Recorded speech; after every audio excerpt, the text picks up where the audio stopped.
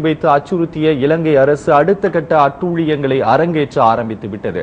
தமிழக மீனவர்கள் மீது தாக்குதல் தொடுப்பதில் இதுவரை இல்லாத அளவிற்கு வேகம் காட்டும் இலங்கை கடற்படை கடந்த 2 தினங்களில் ராமேஸ்வரம் பகுதியைச் சேர்ந்த 49 மீனவர்களை சிறைப்பிடித்திருக்கிறது. அவர்கள் நீதிமன்ற காவலில் சிறையில் அடைக்கப்பட்டுள்ளனர். இதனால் ஆவேசமடைந்துள்ள ராமேஸ்வரம் மீனவர்கள் அதிரடியான போராட்டத்தை அறிவித்திருக்கின்றனர். இலங்கைக்கு படகு மூலம் வெள்ளை கொடி ஏந்தி செல்லும் அந்த போராட்டம் குறித்து எமது செய்தியாளர் மகேஸ்வரன் ராமேஸ்வரத்தில் இருந்து தரும் தகவல்களை கேட்கலாம். ராமநாதபுரம் மாவட்டம் ராமேஸ்வரத்திலிருந்து 45 நாள் தடை காலத்துக்கு பின்பு 3வது நாளாக நேற்று 755 விசைப்படகுகளில் 2000க்கும் மேற்பட்ட மீனவர்கள் கடலுக்கு மீன்பிடிக்க சென்றனர். இவர்களுக்கு ஒரு பகுதியான கச்சத்தீவு அருகில் மற்றொரு பகுதியான நெடுந்தீவு அருகிலே நேற்று மீன்பிடித்துக் கொண்டிருந்தனர். நேற்று மாலை கச்சத்தீவு அருகே பிடித்துக் கொண்டிருந்த 24 மீனவர்கள் மற்றும் 5 விசைப்படகுகளை இலங்கை கடற்படை கைது செய்தது. அதேபோல் இன்று காலையில் நெடுந்தீவு அருகே பிடித்துக் கொண்டிருந்த 5 விசைப்படகு மற்றும் 25 மீனவர்களை இலங்கை கடற்படை கைது செய்தது. இந்த 24 மீனவர் நேற்று கைது செய்யப்பட்ட 24 மீனவர்களையும் இன்று மன்னார் நீதிமன்றத்தின் நீதிபதி கயஸ் பயடோனா முன்னிலையில் ஆஜர்படுத்தப்பட்டனர். ஆஜர்படுத்தப்பட்ட பின் விசாரணை மேற்கொண்ட நீதிபதி அவர்களை வருகின்ற 20ஆம் தேதி வரை சிறையில் அடைக்க உத்தரவிட்டார். இதேபோல் இன்று கைது செய்யப்பட்ட 25 மீனவர்களும் யாழ்ப்பாண நீதிமன்றத்தில் உள்ள ஊர்காவல்படை நீதிமன்றத்தில் ஆஜர்படுத்தப்பட்டனர். இப்படி தொடர்ந்து இலங்கை அரசு தமிழக மீனவர்கள் மீது கைது நடவடிக்கை மற்றும் தாக்குதல் நடவடிக்கையில் ஈடுபட்டு வருவது கண்டனத்துக்குரியதாகவும் மீனவர்கள் தெரிவித்தனர். 30 வருட காலமாக இந்த பிரச்சனை தொடர்ந்து நீடித்துக்கிட்டு இருக்கு.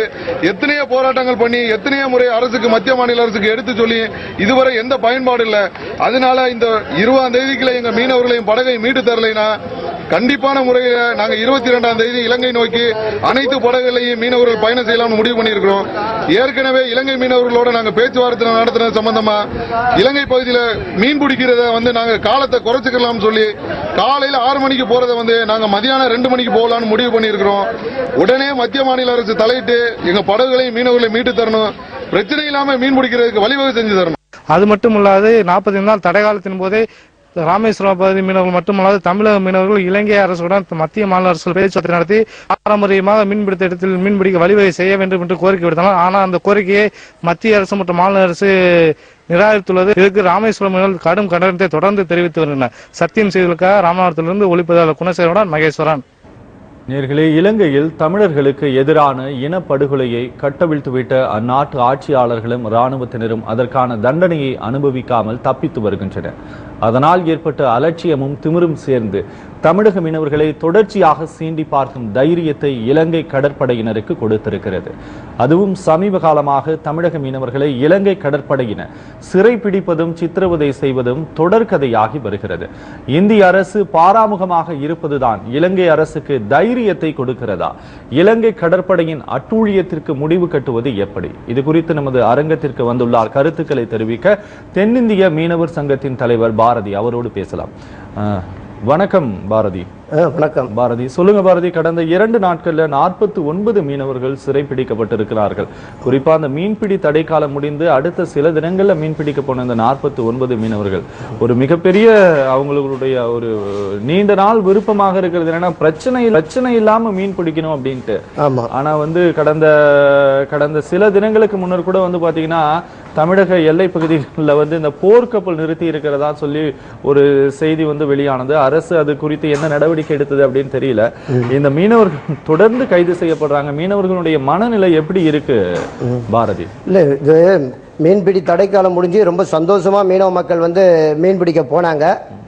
நிச்சயமா ஒரு நல்ல முறையில் மீன்பிடி தொழிலை செய்வோம் அப்படின்னு போகும்போது முதல் நாளே கச்சத்தீவை சுற்றி இலங்கை கடற்படை தன்னோட கடலோர காவல்படை கப்பல்களை நிறுத்தி இருந்தது. அதுவே அனைத்து மீனவர்களுக்கும் ஒரு பெரிய அச்சத்தை தந்தது. அது மட்டும் இல்லாம அன்னைக்கு போன நாட்டு படகு மீனவர்கள் கிட்ட விசைப்படகு மீனவர்கள் இங்க தொழில் செய்ய வந்தா அவர்களை கைது செய்வோம் அப்படின்னு ஒரு பெரிய மிரட்டலை கொடுத்திருந்தாங்க. அன்னைக்கு இந்த நாட்டு படகு மீனவர்கள் உடனடியாக கரைக்கு அரசுக்கு தகவலை சொன்னாங்க. ஆனா அங்க இருக்கக்கூடிய கப்பல்களை பத்தி மத்திய அரசு இது வரைக்கும் எந்தவித வாயை திறக்கல. அதுக்கேற்ற போல இப்ப விசைப்படகு மீனவர்கள் 49 பேரை இலங்கை கடற்படை கைது செஞ்சிருக்கு. அவர்களை உடனடியாக விடுவிக்கணும்ட்டு இலங்கையில இருக்க இங்க நம்ம ராமேஸ்வரம் மீனவர்கள் உடனடியாக இன்னைக்கு ஆலோசனை கூட்டத்தை நடத்தியிருக்காங்க. வர 20ஆம் தேதிக்குள்ள அந்த மீனவ மக்கள் விடுவிக்கப்படாத பட்சத்துல 22ஆம் தேதி இங்க ராமேஸ்வரம் பகுதியில் இருக்கக்கூடிய அனைத்து மீனவர்களும் தங்களோட விசைப்படகுகளை எடுத்துக்கின்னு வெள்ளக்கொடியை கட்டிக்கின்னு இலங்கைக்கு நோக்கி போறதா அது அவங்க தகவல் கொடுத்திருக்காங்க.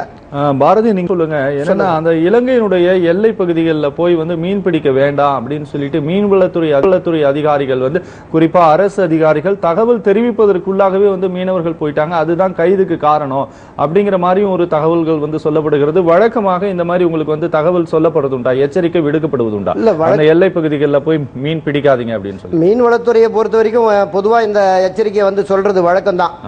ஆனா மீனவ மக்கள் வந்து பொதுவாக நம்ம தமிழக எல்லையை தாண்டி அவங்க போறாங்கன்னா மீனவ மக்கள் வந்து மீன்களை வந்து வேட்டையாடி பிடிக்கக்கூடிய ஒரு தொழிலை தான் மீனவ மக்கள் செய்யறாங்க.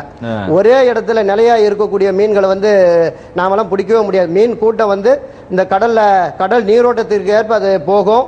அந்த மீன்களை வந்து துரத்திக்கின்னு போய் பிடிக்கக்கூடிய ஒரு வேட்டையாடி செய்யக்கூடிய ஒரு தொழிலை தான் மீனவ மக்கள் வந்து செஞ்சுக்கின்னு வராங்க.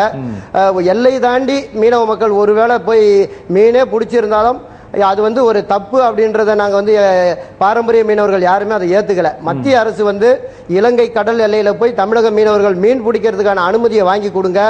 ரெண்டு நாட்டு மீனவர்களும் எந்த பிரச்சனையும் இல்லாம நாங்க ஒற்றுமையா தொழில் செய்யறதுக்கு தேவையான ஒரு சுமூகமான சூழலை ஏற்படுத்தி கொடுங்க அப்படின்னு தான் தமிழகம் சார்பிலையும் சரி தமிழக மீனவ மக்களும் வந்து நம்ம மத்திய அரசு கிட்ட நாங்க கோரிக்கையா வச்சிருக்கோம். 1974 கச்சத்தீவை இலங்கைக்கு வந்து மத்திய அரசு தாரை வார்க்கும் போதே இலங்கைக்கு தாரை வார்க்கப்பட்ட அந்த கச்சத்தீவிலே மீனவ மக்கள் வந்து போய் ஓய்வு எடுக்கிறதுக்கும் அங்க மீன் வலைகளை உலர்த்துறதுக்கும் இன்னைக்கும் மீனவ மக்களுக்கு வந்து உரிமை இருக்குன்றாங்க. ஒரு மீன் வலையை வந்து மீன்பிடி தொழில் செய்யாம எந்த மீனவரும் போய் அங்க கச்சத்தீவுல வளர்த்த வேண்டிய அவசியமே இல்லை. தொழில் ரீதியா மீனவ மக்கள் வந்து மீன்பிடி தொழில் செஞ்சு அந்த வலையில வந்து ஏதாவது பழுது ஏற்பட்டு இருந்தா அந்த மீன் வலைகளை உலர்த்திட்டு அந்த பழுதுகளை போக்கி மறுபடியும் மீன்பிடி தொழிலுக்கு போகக்கூடிய வேலையை தான் அந்த காலத்துல இருந்து மீனவ மக்கள் வந்து நிச்சயம். ஒரு விஷயம் நீங்க வந்து பாத்தீங்கன்னா கச்சத்தீவை மீட்கணும் அப்படின்னு சொல்லிட்டு தமிழக சட்டப்பேரவையில் தீர்மானம் நிறைவேற்றப்பட்டிருக்கிறது. பல தலைவர்கள் இப்போது வந்து மீட்கணும் அப்படின்னு சொல்லிட்டு அந்த பேரவை தீர்மானம் நிறைவேற்றப்பட்ட பிறகு வந்து உடனடியாக மத்திய அரசு நடவடிக்கை எடுக்கணும்னு சொல்லிட்டு பலர் வந்து ரொம்ப வலுவா குரல் கொடுத்துட்டு இருக்காங்க. குறிப்பா அந்த எல்லை பகுதிகளில் இலங்கை கடற்படையினுடைய ரோந்து கப்பல்கள் போறது வழக்கம் அப்படின்னாலும் இந்த ஒரு தீர்மானம் நிறைவேற்றப்பட்ட பிறகு அதிநவீன போர்க்கப்பல்கள் வந்து அங்க வந்து நிறுத்தப்பட்டிருக்கிறதா வந்து கூட சொல்லப்படுகிறது.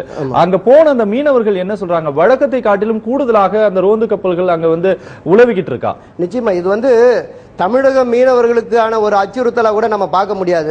இது இந்தியாவுக்கான ஒரு அச்சுறுத்தலாகவும் பார்க்கணும். ஆனா மத்திய அரசு வந்து அந்த கோணத்துல பார்க்காம இது ஏதோ ஒரு சாதாரண மீனவ மக்கள் வந்து எல்லையை தாண்டாங்க, அவங்களை அச்சுறுத்துறதுக்காக இந்த கப்பலை கொண்டு வந்து நிறுத்தி இருக்கிற மாதிரி ஒரு தோற்றத்தை உருவாக்குறாங்க. நிச்சயம் அது இல்லை. இன்னைக்கு வந்து சீனா வந்து இன்னைக்கு இலங்கையோட கைகோத்துக்கிற பிறகு அதாவது இலங்கையை வந்து நம்ம இந்தியாவை வந்து எந்த விஷயத்துக்கும் எதிர்க்க துணியுது. அதுக்கு ஆரம்ப கட்டமா அதாவது கிட்டத்தட்ட 83 இருந்து தமிழக மீனவர்கள் மேல வந்து இலங்கை கடற்படை வந்து துப்பாக்கி சூடு நடத்தின்னு இருக்கு. இன்னைய வரைக்கும் தமிழக மீனவர்கள் மேல அட்டுழியம் தாக்குதல்களை வந்து நடத்தின்னு இருக்கு. ஆனா மத்திய அரசு இவ்வளவு நாள் கேட்கலன்றதை விட இப்ப சீனாவோட கைகோத்துக்குன்னு இருக்கக்கூடிய இந்த சூழல்ல இன்னைக்கு வெறும் இலங்கை போர்க்கப்பல்கள் சொல்ல முடியாது. இது வரைக்கும் நாங்க எதிர்பார்க்காத கப்பல்கள் நிக்குது அப்படின்னு தான் மீனவ மக்கள் வந்து சொல்றாங்க. வழக்கமா அங்க தொழில் செய்யக்கூடிய மீனவர்கள் வந்து நம்ம இலங்கை கடலோர காவல்படையோட கப்பல்கள் எப்படி இருக்கும் அப்படின்னு எல்லாருக்குமே நல்லாவே தெரியும்.